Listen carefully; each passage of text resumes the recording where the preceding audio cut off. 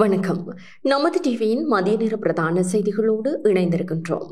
செய்திகளோடு இணைந்து கொள்ளும் நான் ஷெலோமி நாகேந்திரன். விரிவான செய்திகளை பார்ப்பதற்கு முன்னர் முதலில் தலைப்புச் செய்திகள்.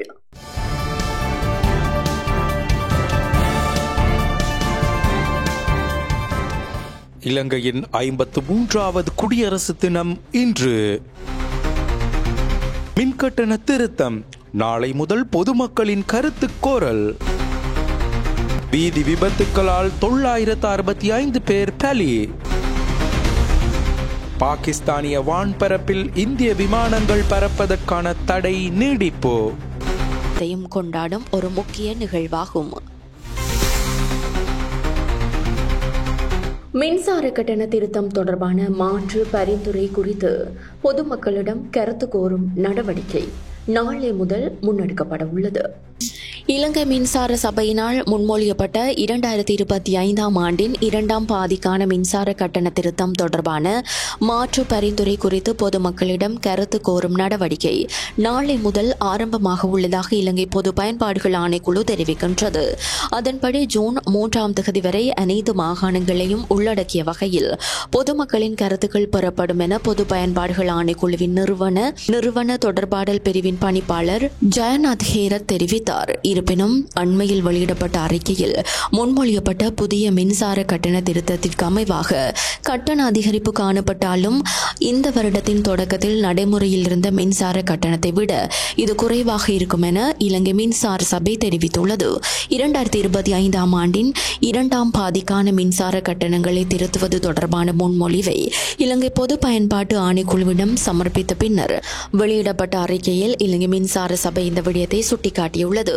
இலங்கை மின்சார சபையின் ஊடக பேச்சாளர் பொறியியலாளர் தம்மிக விமலரத்ன வெளியிட்டுள்ள அறிக்கையில் முன்மொழியப்பட்ட புதிய திருத்தத்தின்படி மின்சார கட்டணம் அதிகரிக்கும் என்றாலும் இந்த வருடத்தின் தொடக்கத்தில் இருந்த மின்சார கட்டணத்தை விட இது குறைவாக இருக்கும் என தெரிவிக்கப்பட்டுள்ளது. 2014 தொடக்கம் 2022 காலகட்டத்தில் மின்சார உற்பத்தி பரிமாற்றம் மற்றும் விநியோகத்திற்கான செலவுகள் அதிகரித்த போதிலும் மின்சார கட்டணங்களில் எந்த மாற்றமும் செய்யப்படவில்லை எனவும் அந்த காலகட்டத்தில் எரிபொருள் விலைகள், நிலக்கரி, உதிரி பாகங்கள் மற்றும் பராமரிப்பு செலவுகளும் தொடர்ந்து அதிகரித்துள்ளதாகவும் அந்த அறிக்கையில் மேலும் சுட்டிக்காட்டப்பட்டுள்ளது.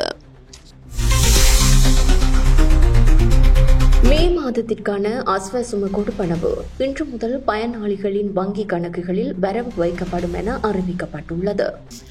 மே மாதத்திற்கான அஸ்வசும நலன்புரி கொடுப்பனவு இன்று பயனாளிகளின் வங்கிக் கணக்குகளில் வரவு வைக்கப்படும் என நலன்புரி நன்மைகள் சபை தெரிவித்துள்ளது.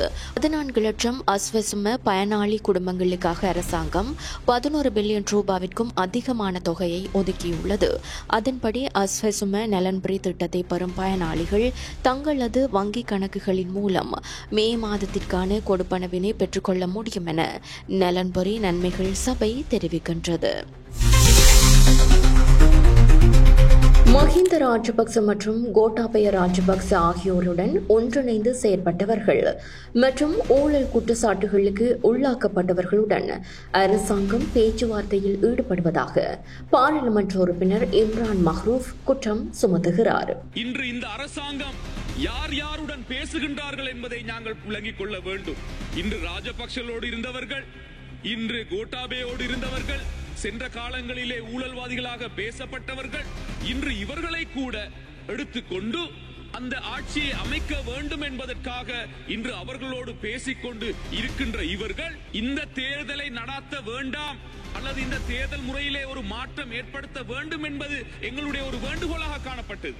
இது யாரால் கொண்டு வரப்பட்டது, எப்பொழுது கொண்டு வரப்பட்டது என்பது ஒரு பக்கம் இருந்தாலும் சென்ற காலங்களிலே ஏற்பட்ட பிரச்சனையின் மூலமாக இது ஒரு ஆரோக்கியமான ஒரு தேர்தல் முறை இல்லை என்பதை எல்லோரும் விளங்கி இருந்தும் இந்த அரசாங்கம் அதிலே கவனம் செலுத்தாமல் உடனடியாக உள்ளூராட்சி மன்ற தேர்தலை வைக்க வேண்டும் என்பதற்காக இன்று இந்த தேர்தலை நீங்கள் நடாத்தி விட்டு இன்று நாங்கள் தோக்கவில்லை, நீங்கள் தோக்கவில்லை, நீங்கள் அவர்களுடன் பேசுகின்றீர்கள், நீங்கள் இவர்களுடன் பேசுகின்றீர்கள் என்று நாங்கள் இப்பொழுது சொல்லுவது உண்மையிலே ஒரு தேவையில்லாத ஒரு விடயமாக காணப்படுகின்றது.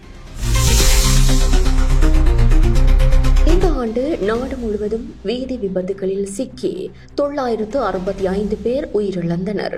இந்த ஆண்டு நாடு முழுவதும் வீதி விபத்துகளில் மொத்தமாக 965 பேர் உயிரிழந்துள்ளனர்.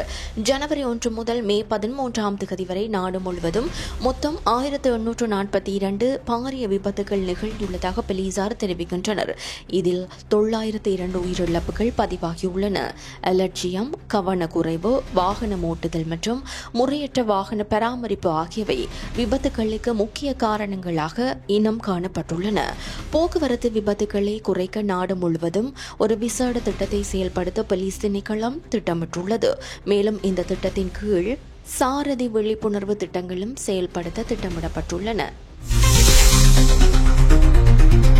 மலையகத்தில் விபத்துக்குள்ளாகும் பகுதிகளில் பாதுகாப்பு வேலிகளை அமைக்க நடவடிக்கை எடுக்கப்பட்டுள்ளது. மலையகத்தில் ஆபத்தான மற்றும் விபத்துக்குள்ளான பகுதிகளில் வீதியின் இருபுறமும் கால்வனேற்றப்பட்ட பாதுகாப்பு வேலிகள் கட்டப்படும் என வீதி மேம்பாட்டு ஆணைக்குழு தெரிவித்துள்ளது. நுவரெலியா மாவட்டத்தில் மட்டும் சுமார் 500 கிலோமீட்டர் தூரத்திற்கு இதுபோன்ற இடங்கள் இருப்பதாக வீதி மேம்பாட்டு ஆணைக்குழு சுட்டிக்காட்டியுள்ளது. சுமார் 15 கிலோமீட்டர் பாதுகாப்பு வேலிகளின் கட்டுமான பணிகள் நிறைவடைந்துள்ளதாக கூறிய வீதி மேம்பாட்டு ஆணைக்குழு கடந்த காலங்களில் போக்குவரத்து விபத்துகள் நடந்த பகுதிகள் முன்னுரிமை அளிக்கப்பட்டுள்ளதாக கூறியுள்ளது. இதன்படி கண்டி, மாத்தளை மற்றும் பதுளை மாவட்டங்களில் உள்ள வீதிகளில் ஆபத்தான இடங்களில் கால்வனேற்றப்பட்ட பாதுகாப்பு வேலிகளை அமைக்க திட்டமிடப்பட்டுள்ளமை குறிப்பிடத்தக்கது. உலக வங்கி குழுவினர் மற்றும் யாழ் மாவட்ட அரசாங்க அதிபர் ஆகியோருக்கிடையில் சந்திப்பு ஒன்று இடம்பெற்றுள்ளது. உலக வங்கி குழுவினர் யாழ்ப்பாண மாவட்ட அரசாங்க அதிபர் மருதலிங்கம் பிரதீபனை அரசாங்க அதிபர் அலுவலகத்தில் சந்தித்து கலந்துரையாடியுள்ளனர். இந்த கலந்துரையாடலில் அரசாங்க அதிபரால் பின்வரும் விடயங்கள் முன்வைக்கப்பட்டுள்ளன. விவசாயம், மீன்பிடி மற்றும் கைத்தொழில் போன்ற துறைகளின் தற்போதைய நிலவரங்களும் வாழ்வாதார துறைகளுக்கான தேவைப்பாடுகளும் உள்ளூர் உற்பத்திக்கான ஏற்றுமதி சந்தை வாய்ப்புகள் தொடர்பாகவும் விளக்கம் அளித்தார். அத்துடன் யாழ்ப்பாண மாவட்டத்திற்கான சுற்றுலாத்துறை அபிவிருத்தி தொடர்பில் விசேடமாக யாழ்ப்பாண கோட்டை மற்றும் பழைய கச்சேரியினை புனரமைத்து மரபுரிமை சுற்றுலா அபிவிருத்தியினை மேம்படுத்துவதற்கான அவசியத்தினையும் எடுத்துக் கூறினார். பெண் தலைமைத்துவ குடும்பங்களுக்கான நிலையான வாழ்வாதார அபிவிருத்தி தொடர்பான கோரிக்கைகளும் அரசாங்க அதிபரால் முன்வைக்கப்பட்டது. தெல்லிப்பளை, காங்கேசன்துறையில் 351 ஏக்கரில் கைத்தொழில் வலயமாக பிரேரிக்கப்பட்ட பகுதியில் எதிர்கால முதலீடு மற்றும் அச்சுவேலி கைத்தொழில் பேட்டையின் அபிவிருத்தி தொடர்பாகவும் அதற்கான தொழில் வாய்ப்புகளான தேவைப்பாடுகள் தொடர்பாகவும் விளக்கம் அளிக்கப்பட்டன. தனியார் துறையின் அபிவிருத்தி மூலம் இளைஞர் யுவதிகளுக்கான வேலை வாய்ப்புகளை வழங்க முடியும் எனவும் அதற்கான தனியார் துறைகளின் முதலீட்டுக்கான தேவைப்பாடுகள் மற்றும் வசதி வாய்ப்புகள் தொடர்பாகவும் கலந்துரையாடப்பட்டது. பலாலி சர்வதேச விமான நிலையத்தினை சர்வதேச தரத்திற்கு உயர்த்த வேண்டிய தேவைப்பாடுகள் மற்றும் காங்கேசன்துறை துறைமுக அபிவிருத்தியின் அவசியம் தொடர்பாகவும் இதன்போது விளக்கம் அளிக்கப்பட்டது. வவுனியா பூவரசங்குளம் போலீஸ் நிலைய பொறுப்பதிகாரி கைது செய்யப்பட்டுள்ளார். வவுனியா பூவரசங்குளம் போலீஸ் நிலைய பொறுப்பதிகாரி கைது செய்யப்பட்டுள்ளார். கையூட்டலாக 5 லட்சம் ரூபாவை பெற்றுக்கொள்ள முற்பட்ட போதே அவர் லஞ்ச ஊழல் ஒழிப்பு ஆணைக்குழுவால் கைது செய்யப்பட்டுள்ளார். நேற்று மாலை இந்த கைது நடவடிக்கை முன்னெடுக்கப்பட்டுள்ளது. மேல் நீதிமன்ற நீதிபதிக்கு ஆபாசமான குறுஞ்செய்திகளை அனுப்பிய சட்டத்தரணி ஒருவர் கைது செய்யப்பட்டுள்ளார். மேல் நீதிமன்ற நீதிபதி ஒருவருக்கு ஆபாசமான குறுஞ்செய்திகளை அனுப்பிய குற்றச்சாட்டில் சட்டத்தரணி ஒருவர் கைது செய்யப்பட்டுள்ளார். மேல் நீதிமன்ற நீதிபதி ஒருவர் அளித்த முறைப்பாட்டை தொடர்ந்து இந்த கைது நடவடிக்கை இடம்பெற்றுள்ளது. இந்த விடயம் தொடர்பில் சட்டமா அதிபருக்கு அறியப்படுத்தியதாக போலீசார் தெரிவித்துள்ளனர். இந்த சம்பவம் 2022ஆம் ஆண்டு இடம்பெற்றுள்ளது. சட்டமா அதிபர் போலீசாருக்கு பல்வேறு பரிந்துரைகளை வழங்கியுள்ளதாகவும் தெரிவிக்கப்படுகிறது. தொடர்வது சர்வதேச செய்தி.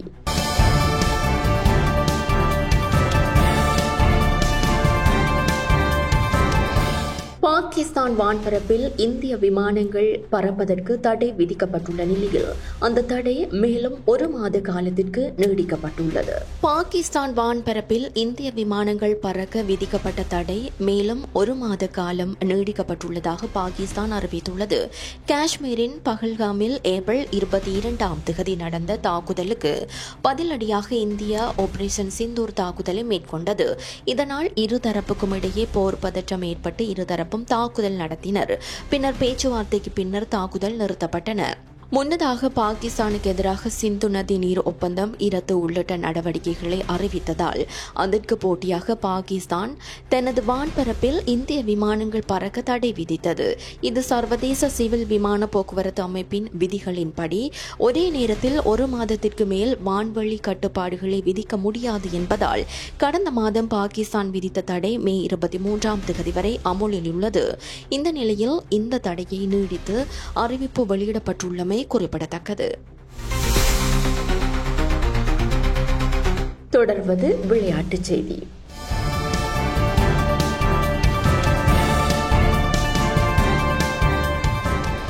IPL கிரிக்கெட்டில் 100 விக்கெட்டுகளை வீழ்த்திய வீரர்களில் ஒருவராக Kuldeep யாதவும் இணைந்துள்ளார்.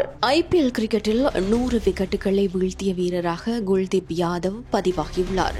Indian Premier League cricket தொடரில் டெல்லி கேபிட்டல்ஸ் அணிக்கு எதிரான நேற்றைய போட்டியில் மும்பை இந்தியன்ஸ் அணி 59 ஓட்டங்களினால் வெற்றி பெற்றது.